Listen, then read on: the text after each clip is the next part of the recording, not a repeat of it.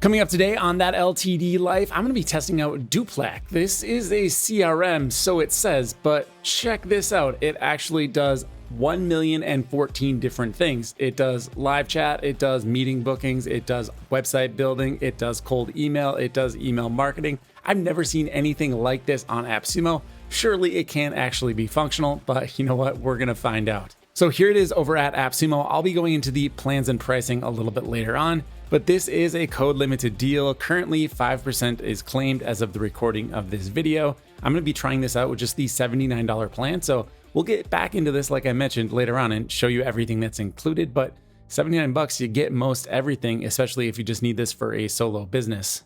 My name is Dave, by the way. I review a new lifetime deal every single day of the week. If you enjoy this sort of content, consider clicking on my link before purchasing anything over at AppSumo. It allows me to make these daily reviews. All right, so here is the inside of Doplac. I'm going to go through and I'm going to show you all of the features, but I don't know if you've seen my videos before, but typically I go very deep into every single product. There is just no way I can do this with Doplac. I would literally be at my computer for about a week straight because like I mentioned in the intro, we have CRM, like the basic, it says it's a CRM on AppSumo, like that's the main functionality. In fact, even calls it a CRM built for your agency right here. But there's also task management, so like project management. We've got outreach right here. We've got booking. We've got a client portal. We can set up our products and services and sell them here. There's billing built in for invoicing. You can make a website. We've got live chat, email marketing, social media marketing, so you can connect up all of your platforms, post to them. There's a joint inbox or a shared inbox here. There's going to be workflow automations, so kind of like a Zapier type of thing they're going to be adding in as well. We've got forms, we've got webhooks. There's just so much here. Like I said, I would be staring at this screen for about the next 12 days if I try to go through every single aspect of the platform. So what we're going to do is speed run this thing. I'm going to start off in the dashboard. This is the CRM. They call the CRM the dashboard. So I can see all of the stats in the CRM over here, like how many deals have closed, the number of transactions, the sources where we've got our customers from. But the most important thing is going to be your pipeline. So right over here, it says client pipeline. I'll hit create new pipeline. I'll just call it sales pipeline. Hit create. And here we go. We've got a pipeline with some different stages. So by default, it is prospect, lead qualification, opportunity, customer, old customer, advocates. It kind of goes on a little bit here. Then we can add our own custom stages in here. Now, if you want to customize this pipeline, click the triple dots. You'll be able to rename, change their color. You can even add clients here or delete the stage altogether. Now, obviously, every pipeline is going to need some customers. We can add them manually right over here, or any of these stages themselves have a button to add a client. Let's go ahead and try this out. So adding a client, we could just enter in the information here. I'm just going to go through everything that I just did. So first of all, I'm going to add the contact as Tesla, the name of the company. Then I've got my client information here, the first and last name, email address. It has a list section here where we can actually create lists, or if we have them in existence, we can add them to this. I'm not entirely sure of this functionality. We'll try to get to the bottom of this. If it's related to email marketing lists or not, I'll figure that out as we go. Then we attach a value here and whether or not it is expected income or closed income. And then you can start the prospect on a particular stage, or excuse me, the client on a particular stage. So I had it start on prospect here, but I could use any of these stages we saw before. And I can also choose the source where we found out about the client. So cold outreach, social media, CMS, so on and so forth. Yeah, there's a CMS built into the website builder as well. All right, so I'm going to go ahead and add Tesla to my sales pipeline. And here it is. It's noted as the contact name here, not the company name. So that's interesting. I can drag them through the different parts of the sales pipeline. That is good to see. I can view their profile by clicking right up here, and it opens up the profile in a full page view where I can see all of the specific stats for this particular client. There is some filtering up here. So right now we're looking at all clients. We can look at just expected deals as well as closed deals. So Elon disappears there because he is expected. Now this is just the one pipeline. I could add more pipelines in and then switch between them right up here. So remember, I called mine sales pipeline, but it'd be very easy to just go back, add a new pipeline. I'll call this one leads pipeline. I'll hit create. And now I can easily switch between the two different pipelines with this dropdown. All right, so let's move along to the task manager. I'm going to go under task management here, check out the projects. We'll add a new project. We can choose between a public project and a private project. For now, I'll keep things public and I'll call it website design. And then we have a few different views here. We can do a list view, a board view, or a calendar view. Let's go with the tried and true board view, kind of a Trello type of look. We'll create the project. And very much like the sales pipeline, we now have our view for our project. This is very much like a Trello board. We've got to do, in progress, and complete. Just like we did inside of the CRM, we can add more stages or columns here and then easily move tasks from one end to another. So I'll create a task here. I'll call it wireframes. And now the task has been created. I can easily move it through the pipeline. I could assign it to a specific person, set a due date, and give it a tag like high priority. Those tags are customizable, by the way, so you can add your own too. Now it's nice to see I'm not stuck in this Trello view if I don't want to be. I can switch over to the other views. Here is what list view looks like, kind of database feeling. And then we have the calendar view, which should show us our due date. Let's see. Oh, actually it doesn't. It just shows us what is available right now. But this has a due date of the 11th. So it's a little unusual that it doesn't show up on the 11th for, when you'd have to have it done. Or you know what? Maybe it's because I moved it to complete. Let's move it back to in progress. Switch back to the calendar. No, it didn't update there. It's still marked as in progress. And the due date is the 11th. It's currently the 9th as of the recording of this video. And there's nothing over there on the 11th. So I would say this is kind of a flaw in the project management tool. The first that I've found so far as I fly through this application. Now back over in projects, we can continue to add new projects here. There's no limit on how many projects you can have. I can also see just the tasks I'm assigned to under my tasks. And you can see here is the one that I assigned to myself a few moments ago.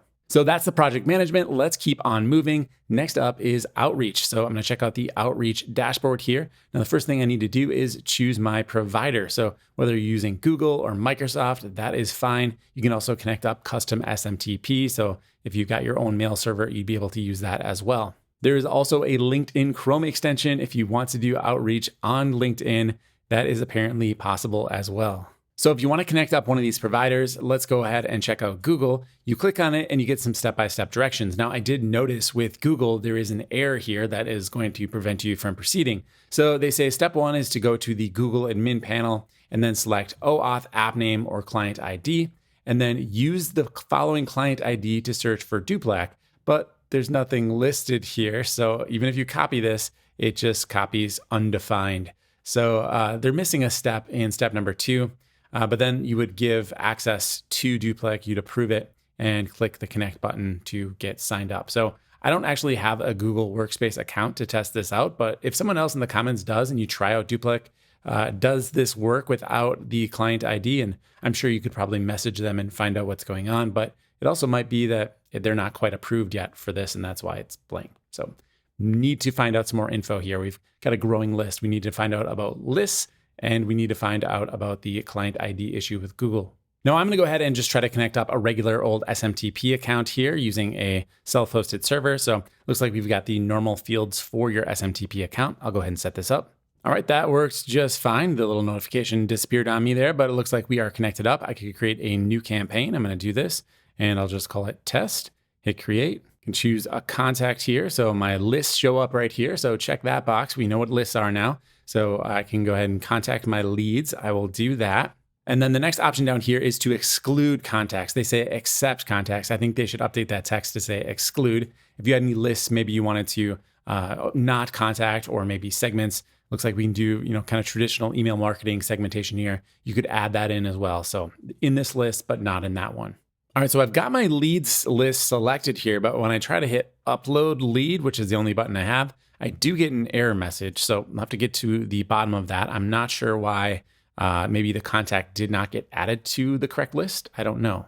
So under general here, there is a contact section, and I can see my list here. And if I open this up, it does say there is one contact in it. So right away, I do want to point out that I like the integration between the CRM, the cold email tool, the overall contact form.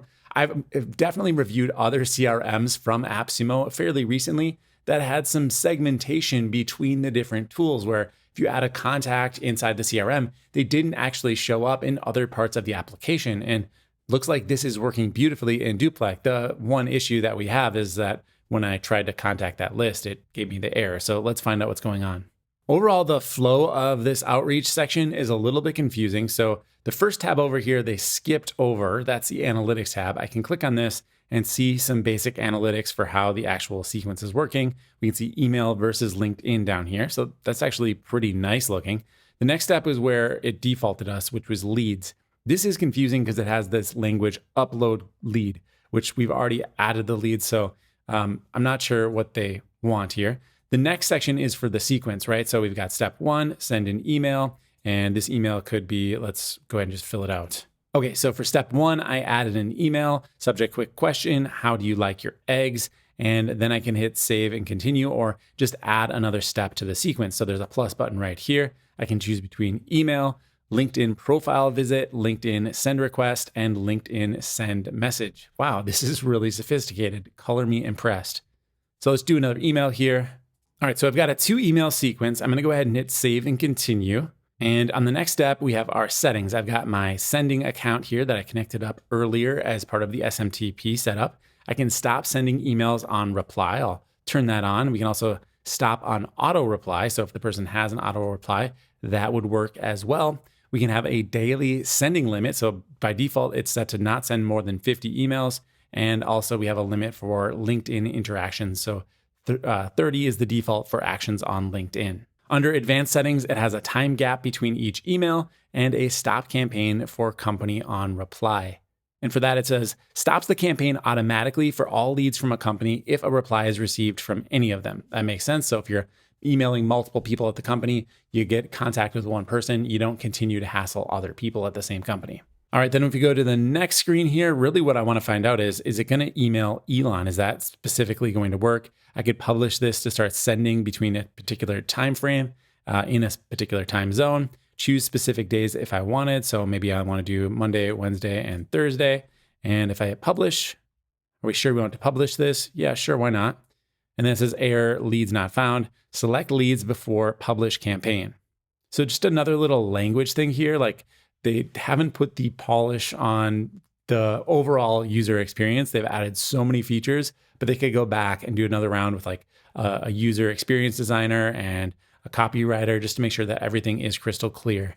All right, so I want to figure out how to get this thing working. I'm going to go back over to contacts and I'm going to add in myself as a contact. So I'll just hit add contact. Oh, I noticed there's a status here, subscribed. I don't think I saw that inside of the CRM. I wonder if that's why it wouldn't email Elon. Inside of contacts, when you're adding new contacts, you can add them to a pipeline directly. Before I added the contact inside of the pipeline, so it knew where it was going to go. But if I wanted to add this person to a specific sales pipeline, I could do that right here. I can add them to a list. In fact, that is required. So I'll add myself to the same list as Elon. And then under tags, I'm gonna actually give myself a tag here. I'll call this test, hit create. Whoa, it made like 150 different tags called test. That's funny, not 150, actually 5. And then it says allow to add sequence this contact. So another little language hiccup there.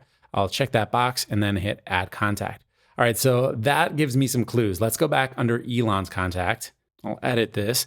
And yeah, sure enough, this person is not allowed in the sequence. So I didn't see any of these features over inside of the sales pipeline, which would have been nice. Overall, I was complimenting it on how everything integrated, but it turns out that it just left out a few features that were critical in order to actually use as a cold email tool. But, we got there. I do want to confirm this. So I'm going to add a new client and back in the sales pipeline. I did not see those options before. And confirming there is definitely no option to allow email sending to this contact. But I want to finish this. So going back under outreach, I'm going to go ahead and edit my test campaign. I'll choose my contact. I'm going to do it based on tag this time so I don't accidentally email someone at Tesla. I'll hit upload lead. Once again, it says error, lead not found. Now looking at my contacts, this is troubleshooting in real time, folks. I've got my contact here and it says that I'm unverified. Now, why would that be? Is there a way to verify myself inside of this? I thought I checked this. Is it verified now? No, it didn't change. I did mark myself as subscribed. Okay, so what I figured out is if I select the contact, then choose contact action, I can change the email status here. I will change it to be valid, then hit confirm. And sure enough, now it is valid. That's a really weird process. I wonder if they have some kind of email verification tool in the works. I don't see it anywhere on the user interface, but I'm glad that is figured out. So we will head back to outreach. Go back into the test campaign. I'll add my contact under tag, test, done, upload, still in error. This, folks, is why you do one tool, not 150. One thing that's kind of weird about the contacts, if I click on either of them, it doesn't really matter which one. Actually, that doesn't do anything. So that's weird in and of itself. But if you click on the eyeball over here, you'll get the preview. And notice the list that's been added. It's called sign up user. But I created a list called leads. So why is this contact not on the correct list?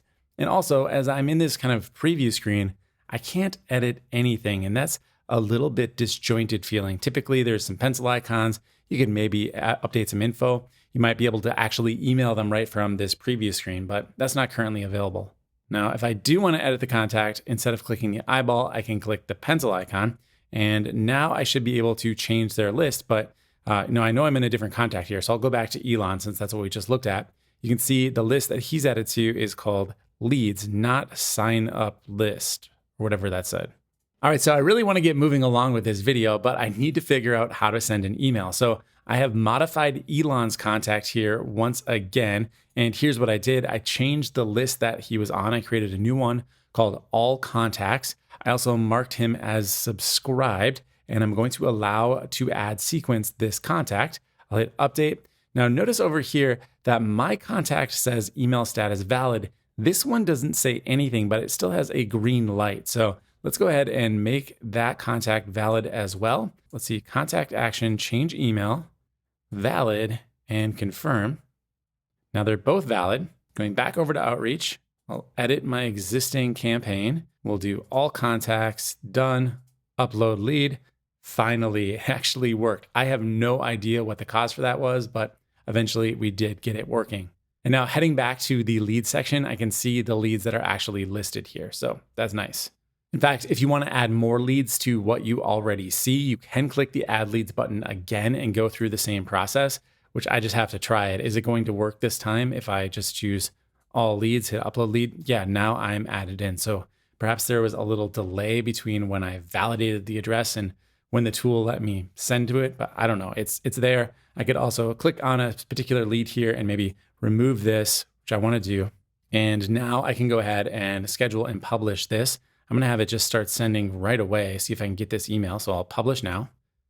Now what's nice is this is going to be using my own email server. So the deliverability should be good because I'm managing it. All right, so this is what a published cold email campaign looks like on Doplac. We got the title name, the fact that it's scheduled, the status right here, our success rate, our failed rate, the number of contacts, and the date that it will be sent. And I can also view a report over here, which basically just takes me to the analytics section.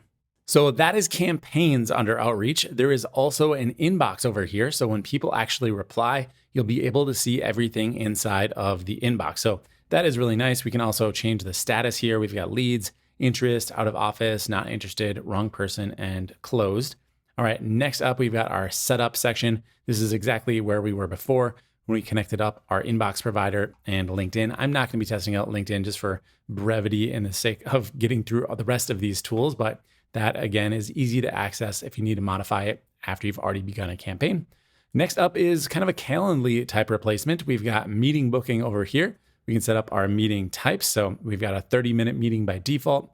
I'm going to go ahead and just hit next step. I can connect up my Google Calendar here, which I don't actually use Google Calendar, but let's go ahead and do this. All right, I've got my calendar connected. I'm going to go to the next step and I can choose a meeting platform. Looks like the only choice right now is Google Meet. However, Zoom is coming soon. So let's connect up Google Meet. Just click the connect button, it's ready to go. Not even a little pop-up screen, it just works apparently. And then we can set up our meeting times here. I'll just leave it at the default. Kind of weird, it has Monday through Thursday, Friday and Saturday off, and then it includes Sunday. All right, we'll go with this. And here we go. We have our little meeting set up. So I'm going to copy the link for this. Let's open it up in a private window. And here's what it looks like. Pretty professional. So let's schedule out a meeting. I'll do it on the 24th, 10:30 a.m. Hit continue. I'll add in my name and email address, schedule the event.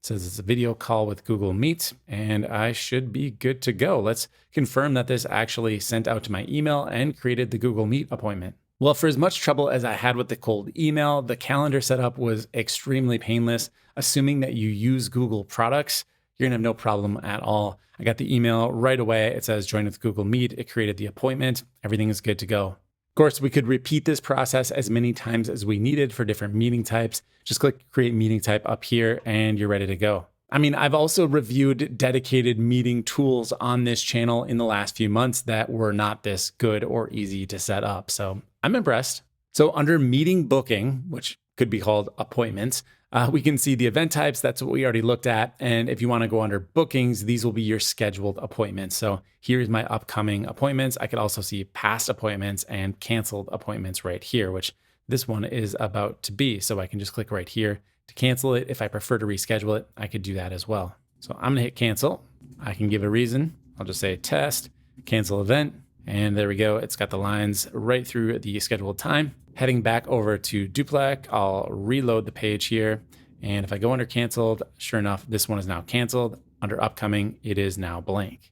Looks like if you prefer to book appointments yourself, you could do it right here as well. You don't have to rely on someone else to fill out the form. So you can just click right there and then plan the meeting yourself.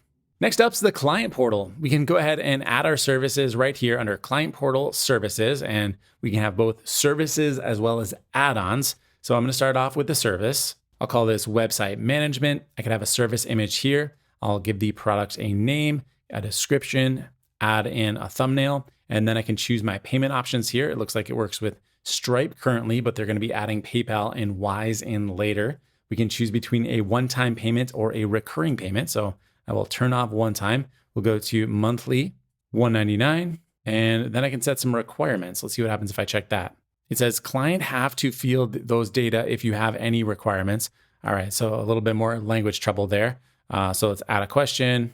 Say, what's your URL? I'll mark this as required, and the short text will be the type of answer. And I could add in as many requirements as I'd like. Now, to actually utilize this, I will need to connect it up to Stripe, which I'm not going to do for the sake of my own sanity. I don't want to have 3,000 different applications connected to our Stripe account that is live and accepting real payments. But you do that over here, then you'll be able to save and publish this product. And then all of your services will show up on your service catalog. And you can see a service catalog link over here. Let's actually preview this. Now, currently, I don't have any services, but they would show up in a grid down here and people could actually purchase them and check out. Like I said, this is going to be a speed run. I apologize for my unusual brevity here.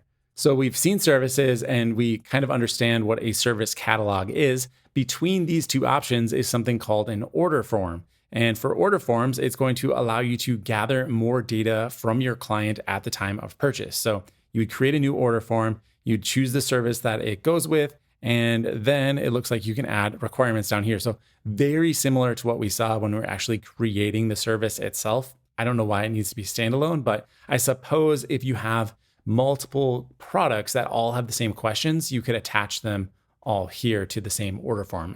It's just a way to make things more efficient. That makes sense. But the types of questions you can ask are exactly the same: short text, description, or attachments. So you can say, upload your brand assets or something like that. We can also create invoices right here. So let's create a new invoice. I'll call this one test, hit create. And you've got a from section as well as a client section over here. And notice it does have my clients from the CRM. So I'm going to create an invoice for Elon. We'll date it today. It's going to be due tomorrow. My services would tie in here as well. It says no services yet. I'll see if I can make one on the fly. I'll just call this test service. I'll make it be all of the zeros. And we'll do one of those. We get a total over there. We can enter in a description if we want, add a payment link if you wanted to connect up to Stripe. Looks like later they will be adding in Paddle. So invoices differ from the service catalog because invoices would have some type of manual component to them where you're engaging with a customer, perhaps via chat, perhaps via email, and they say, yeah, I'd like to buy that service. You invoice them, they check out. Versus setting up the services in the catalog, well, it's going to be more of a traditional e-commerce type of scenario where they just go online and buy it like you might go on Amazon and, buy a roll of duct tape or whatever you need. I don't know why duct tape was the first thing that came to my mind when I thought of Amazon. I've never bought that on Amazon. There is chat available in the client portal as well, and you can integrate it with Discord or Slack. Then under settings here, we can go ahead and change the different statuses for our orders. And the initial order status would be submitted, but we can change it to be pending if we like. You can change the billing details that are required. So if you want city and street address, state and province, you can do that, make it required, or just request it. And then finally, under general here, we've got some settings for the portal. It says these are the default menus for your client's dashboard. So we've got order and catalog. These are on by default. We can also select a contact list. All of your contacts will be added to your selected contact list. So as someone comes in through the service catalog, they can get added to a specific list like all contacts. And they can also be added to a specific pipeline like sales and choose a specific stage as well. So pretty nice. I'll hit save here. So as far as a client portal goes, this isn't super feature rich and it definitely has a look to it. There's two different layouts you can choose from, by the way. You were seeing the one with everything on the left, but I could choose everything in the center and I can update maybe like the background color and the title and the subtitle, but there's not a lot of editing going on here. It's not like you can design something from scratch. I mean, I guess you could design a background and upload that, but overall it's going to have a very particular look to it. So once again, it looks like this. Now it's centered, before it was over to the left. So let's move along to the billing section here. Here we have some transactions. We can see actual payments that have come through, the products that we are selling. I can add a product over here, connect it up via Stripe, set the price, add some product details, and then share a purchase link for that. Now, once again, I'd have to connect up to Stripe to proceed here. So I'm going to skip that step, but this is the general workflow. You add the price, add the details, and then share the link to make the purchase. You can also create subscriptions in very much the same way. So here's the create subscription screen. Again, just kind of going through the steps, and then you'll be able to share the link to make the purchase for the subscription. There is a coupon section here as well. So you can add a coupon. You can set the coupon type here, whether it's a percentage or a fixed amount off, and set that value right here. Then you can apply this coupon to specific products or subscriptions, and then choose the duration of the coupon, whether it's forever, one-time use, or multiple months. So if I choose multiple months, I could say, how about for 3 months? I suppose this is going to apply more to things like subscriptions. Looks like there should be a little tooltip here, but if I hover over it, nothing appears.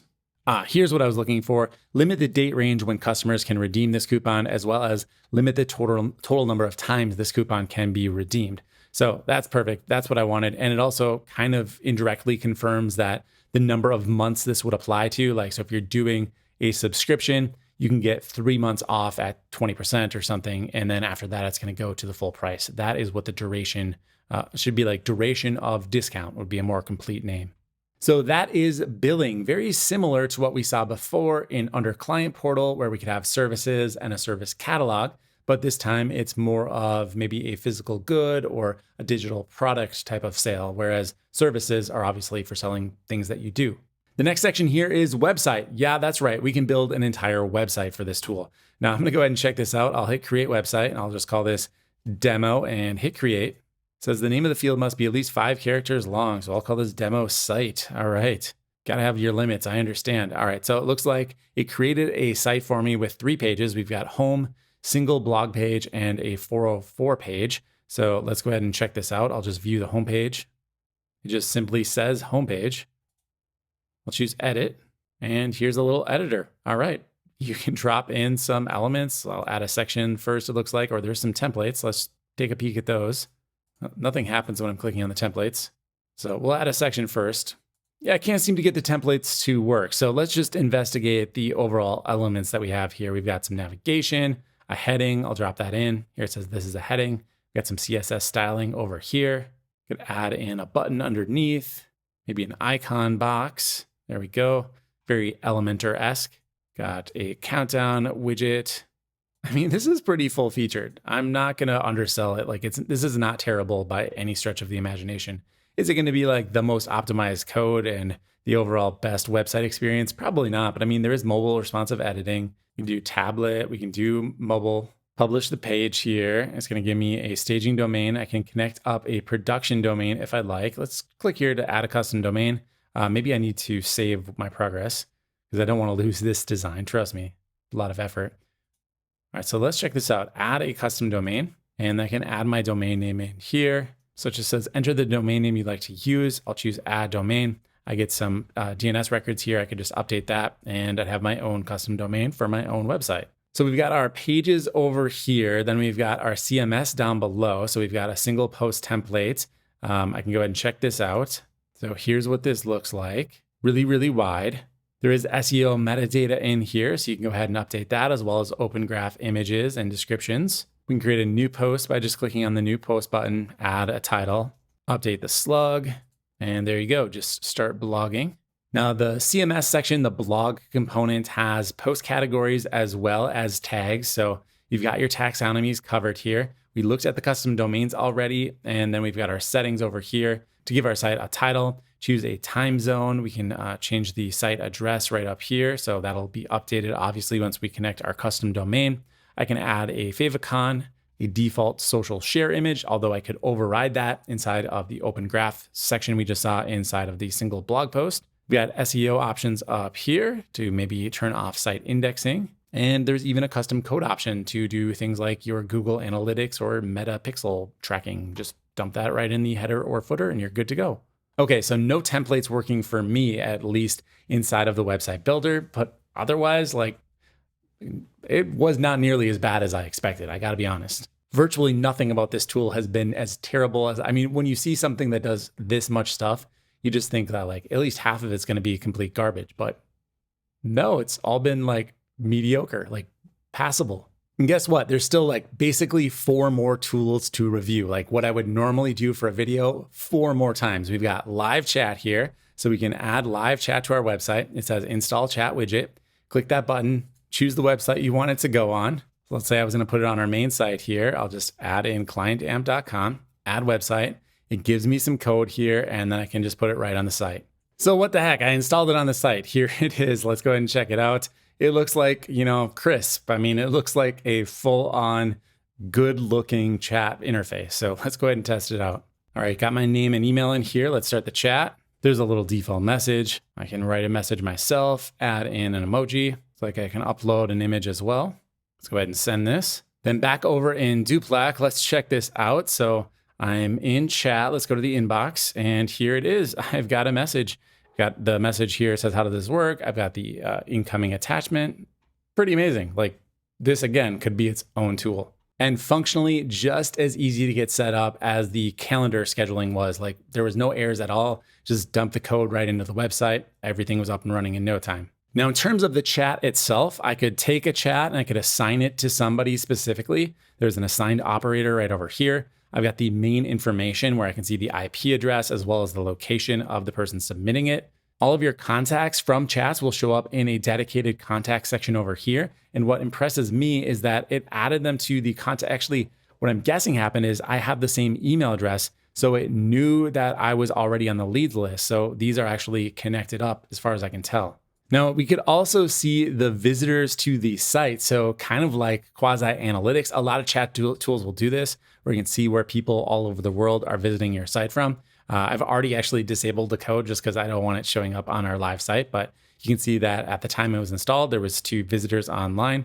If I zoom out, I can see where they are located. So that's pretty cool. And then we've got our settings here, which is just basically the overall setup that we went through initially. So overall, live chat, pretty good. Next up is email marketing. This is going to be different than cold outreach, what we saw earlier under outreach, because email marketing is going to be people who have actually asked to receive emails from you. So let's check this out. We've got a dashboard where we can see all of our stats, total number of contacts, number of campaigns, emails sent, and unsubscribers. We can also have an RSS campaign. That's very interesting. We can see our sequences here. So let's just go right through the tool. We've got our templates. Here are the templates. So you can see these are going to be a little bit more styled, maybe not necessarily plain text like cold outreach typically is. There is a strength training template. Let's check this out. A little WYSIWYG email builder here. So I could add in a 3-column layout. Oh, did that work? Let's try that again. Oh, not working. 3-column layout, dropping it in. Nothing is actually adding. So that's pretty weird. Try going down to the bottom of the email and see if I can add anything in here. It says drop component here, and then it works. So looks like there may have been some user error there, or maybe just me. Oh, look at that. So if I scroll in exactly the right spot, then it says drop widget here, and I get my 3-column layout where I can do things like add in buttons, add in text, add in images. And then of course you need to go through and style those to make them look good. But overall, looks pretty well thought out, very functional. You can preview the email right here. have desktop as well as mobile view. And if you don't want to use the builder, it looks like there is plain text mode. Let's check this out. It says our previous design will be removed, and you just get basically the same editor that you saw in the cold outreach tool. Okay, so I'm just going to go ahead and add a random template as my template. It says subscription reminder.to. I hit save template here. And now if I go over to the campaign, I'm going to create a new campaign. It looks like I need to connect up my SMTP here. So that's interesting. We can have different SMTP for our email marketing versus our cold outreach. Obviously, this is desirable because sometimes your cold outreach gets kind of burned out. It might be flagged as spam since it is cold outreach, and then you'd actually be detracting from your deliverability. Probably don't want to be using your primary SMTP for cold outreach. So you could set up dedicated ones for email marketing versus cold outreach. If we go under SMTP setup here, you've got a host of different providers to choose from. We've got Google Workspace and Microsoft like we saw before, but now we can also connect up AWS, SendGrid, Brevo, Mailgun, Elastic Email, Postmark, Spark Post, and a custom SMTP. Very, very nice. This is a lot of different integrations. It's pretty impressive they have so many out of the gates. So to connect up something like AWS, you'd enter your SMTP name in here, your access keys, choose your region, set your from email, your from name, and then you can have a webhook here for receiving event data such as bounces and unsubscribes. This would be to set up something like Amazon SNS. So very nice. That'll allow you to maintain a healthy list. When you're all ready, you hit connect. All right, so the two primary components under email marketing are going to be campaigns, which I assume are like broadcasts or newsletters, and then sequences, which are going to be automated time-based drip sequences. So let's go ahead and create a campaign here. Now, I have not connected an SMTP provider, so we won't be able to actually send an email, but I could see what this looks like. All right, they wouldn't let me proceed until I connected my SMTP, so I just did the same one that we use for cold outreach. Now, heading back to campaigns, let's create a new campaign. I have my SMTP set up here. I'll choose the one I want to send from. So it looks like you could even connect multiple up and then send from a different SMTP provider depending on the campaign. That is really interesting. All right, so let's go ahead and create a message here. All right, so we get both a subject line as well as preview text. We'll save and continue to the next section. Looks like I need to choose my email address and from name. And now we can save and continue.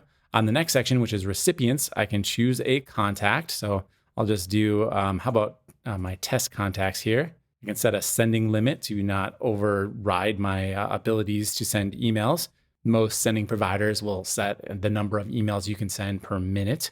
And then down here, I can do AZ testing. I've never heard of that. I've heard of A/B testing, but never AZ testing. So it looks like it's basically A/B testing. We've got subject line A, subject line B. We can add in, it looks like as many as we want. Maybe it's AZ because there's 26 options. Yes, it is AZ testing. Crazy. All right. I'm not going to deal with that right now since we only have 2 contacts. The winning criteria for the testing can be either open rate or click rate. So that's really nice to have the options there. I'm going to turn off the AZ testing. We'll continue to the next section, which is the same email designer that we previously saw. You go and you'd write your, remember this is campaigns. This is going to be like newsletters or broadcasts. You could write your email and then publish it. So I'm going to start from blank here just to kind of get through this. I can send a test email here. We do have tokens so that you could dynamically update with someone's name or any of the other information you have stored about them. And then my actual publishing options are to send immediately or to schedule for later. We can set it to be for a specific day or time, and then you're off to the races, ready to publish your email. Another test button here, by the way, if you want to double check all of your links. Good memo. Just make sure you test all of the links before you send out your marketing messages. You don't want to be that person that has to send the second email. Be like, I'm very sorry about the broken link in the last email. We've all got them. All right, so that was campaigns. Next up is sequences. Let's create a sequence here. So I'll choose my email provider once again, choose my contacts, sending limit here as well. Might make more sense for them to just do this at the settings level and not ask every single time. But, I guess it's nice to have the customizability for different sequences or campaigns. And we've got the option here for sequence only for existing contact, start sequence for existing and who enter, or start sequence who will enter. So basically, if I translate this, it will be for existing contacts. So who's ever signed up to the list right now, these are the people that are going to get the emails. And the next option would be everyone who's on the list right now and new signups. So this would be more for like, drip sequences where people opt in. Or if you want to start this off fresh for everybody who signs up, but the existing contacts don't get it, you choose the third option. And then down here, we can actually build out the overall automation. So the first step is instant send. I can customize this to be wait if I prefer. So maybe I'll wait a day. And then it's going to be the first email. And I can design the email here and update the email info, such as the subject and the preview text. Then next up, I can add to the sequence. I can do instant send, have it send right away after that first one, or what I'd probably recommend is to wait. It might be nice actually if they had a default wait time so that you didn't have to ensure that, if you do a 7 email sequence and you have instant send after every single one, they're just going to get blasted with 7 emails. So the options here are pretty nice, actually. We can choose the amount of time based on minutes, hours, days, or months, and then even enable specific send days. So if you don't want to send on the weekends, you could turn those off. And then we've got email 2 here and just proceed. Very, very simple, clean drip sequence, fits the needs of 90% of businesses. Well, at least 80% of businesses. When you've got your sequence complete, just click the Save Sequence button up here, and then don't forget to toggle the Publish button, and you'll be off and running. The next option is RSS campaigns. Let's check this out. So RSS campaigns, typically going to be things like blog posts or maybe even podcasts. I'm not sure what they have in mind here, but we're going to figure it out. So the other way to do this would be, of course, to take an RSS feed from something like your blog and then turn those into emails. I think that's what they might be doing. So I'll choose my email provider, enter a subject line, and we will proceed to the next setting. It says all inertia requests must receive a valid inertia response. All right, so something is wrong here already. I don't know what it is. Maybe this was required and I didn't select it. Let's try that. There we go. That's what the problem was. Step 2 here says conditions. We would paste in our RSS URL. Choose our sending time. So you want to send it out daily. Every time something gets published on the blog, you could do that and set the time you want it to go out, as well as the time zone down here. Then save and continue. We choose our recipients and design the overall email. SendFox also has an RSS campaign type of feed as well. So definitely go ahead and check out that. I did a review on it recently, so you can compare that to what is available inside of Doplac. For now, we're going to move on. I'm not going to go too deep into the RSS feed here, but we'll go ahead and check out the other options under email marketing. We saw the SMTP setup. It's just like the other ones for the other tools. There's suppression lists here, so we can go ahead and see our unsubscribes, the blocks, as well as spam reports. And then under settings, we can comply with CAN Spam Act and enter in our address here, as well as our phone number, and that would show up in our footer right here. All right, the marathon continues. Let's go to the next tool. This is social. This is a social media management tool. We'll go to the home section. We need to connect up our social profiles, and then we can start posting. Let's see what profiles it supports. We've got Facebook pages, Instagram business profiles, YouTube channels, Pinterest, and then coming soon is LinkedIn, Twitter, and TikTok. All right, I will connect up Facebook to see how that goes. Give it some permission here. We'll connect up the Dave Swift page. All right, it's been connected. Next, it asks me which page I'd like to connect Doplac to. I will choose the Dave Swift page. It now says connected, and I'll hit done. And there we go. I can actually post to this channel. Now it says I have 1 of 5 channels connected. So there is a limit here. I can't just connect all of the profiles under the sun, but let's go ahead and create a post. So under social, we'll go to create post, and I'm going to post to the particular channel that I want. So I assume if I had more channels, I could select them all right here. I can either do a post or a reel. All right, so here is my message. I can add in an image if I'd like. I'll just drag and drop files or browse. I'm just going to add in an old thumbnail just so we have something to post. And you know what? I'll just do this immediately. I'll just hit publish. And it says post created successfully. And now let's go ahead and check this out and see if it appeared on Facebook. Well, here is the Facebook page. And just now it says I'm testing out Doplac right now. This thing is crazy. But what I don't see is the image. That did not go through. So that is interesting. Let's double back on that and see if we can get the image to come through. Perhaps that was user error. I want to make sure I didn't screw this up.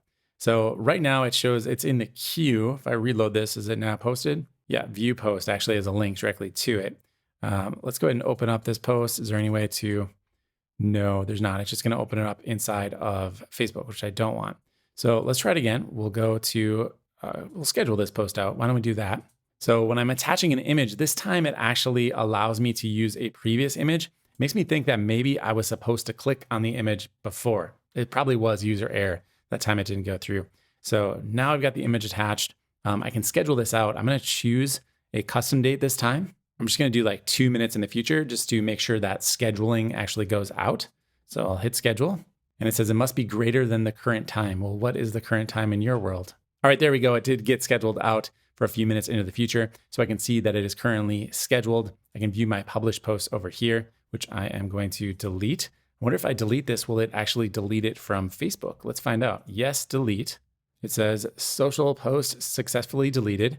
Here it is over on Facebook. Let's reload. Hey, it deleted it. I'm impressed. I don't know if I've seen another social media management tool actually able to delete posts. Not sure I've ever tried, but this is the first one that I remember.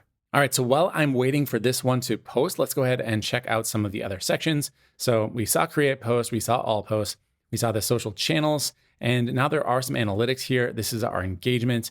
It says we have no engagement yet because it's not going to pull in any historical data. It's only going to be moving forward. I recently reviewed Hopper, which is just social media management, as well as link in the bio. And it actually had pretty good analytics. It would go backwards in time and show you the analytics on posts that you made outside of Hopper. So I thought that was a pretty cool feature. This tool being just kind of general mediocrity all the way through, but just making up for it in bulk.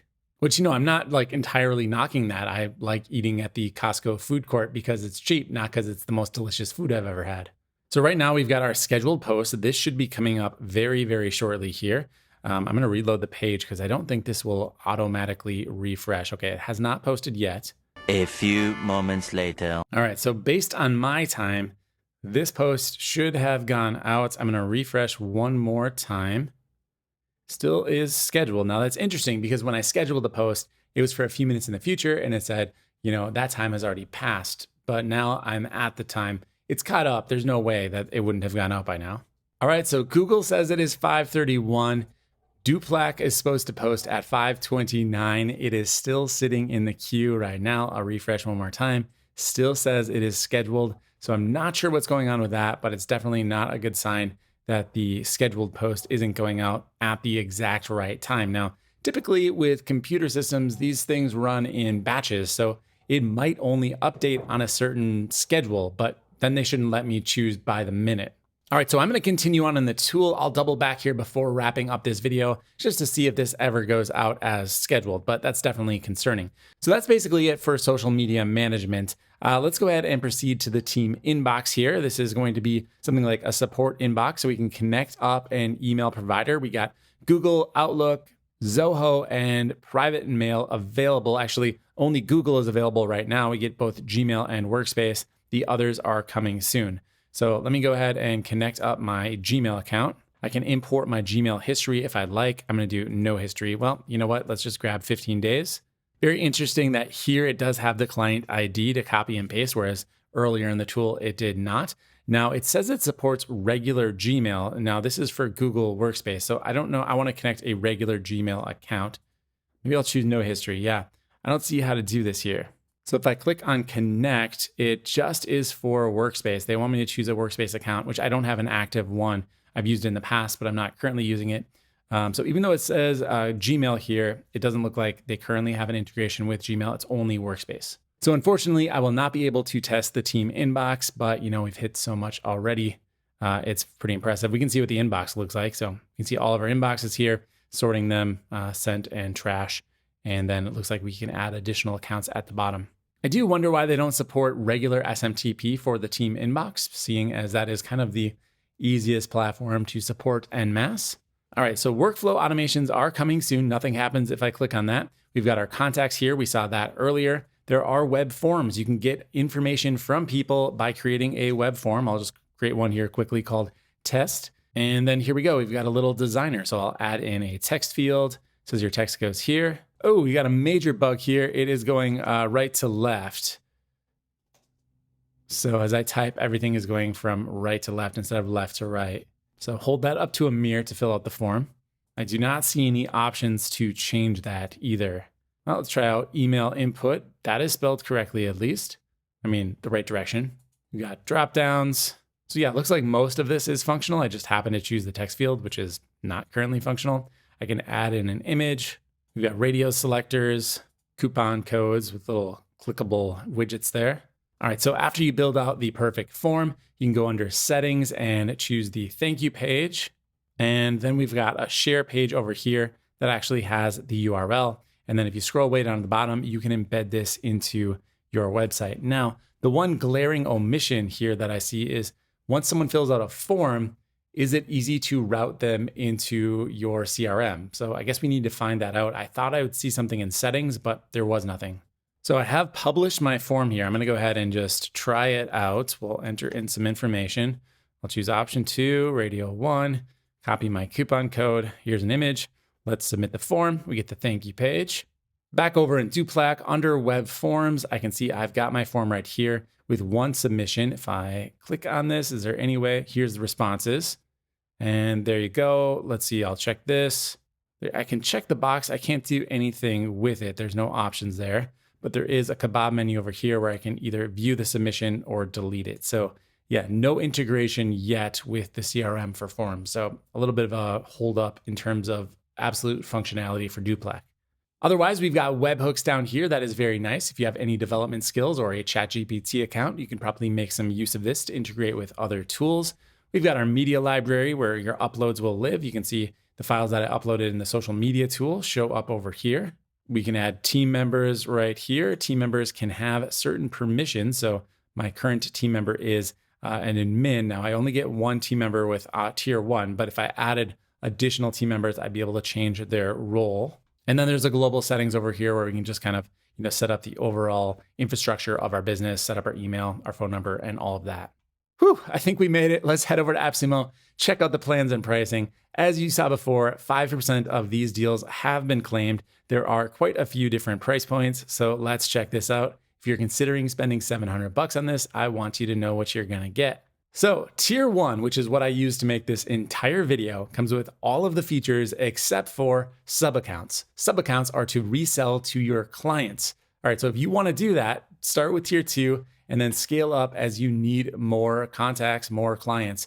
If we go up to tier 5, that's where you get white labeling. I didn't spend the $700 to get white labeling, but you could essentially remove Doplac from the entire infrastructure, have 100 different sub-accounts with tier 1 limits. So everything you just saw, you could resell to your clients for just $700, one-time fee, even cheaper than just buying them each individual tier 1 accounts. And you can white label it to your own branding. So that's pretty impressive.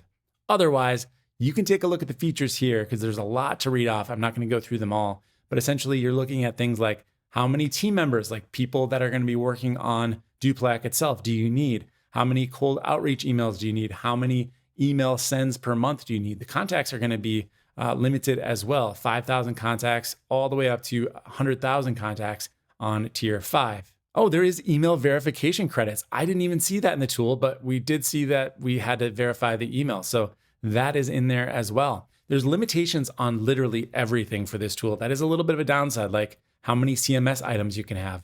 300 seems like a lot until you blog every single day for a year and then you hit that limit. There is a limitation on the number of webhooks you get as well. It goes from 3 all the way up to 100 on the highest tier. So keep that in mind if you need to connect up a lot of different tools.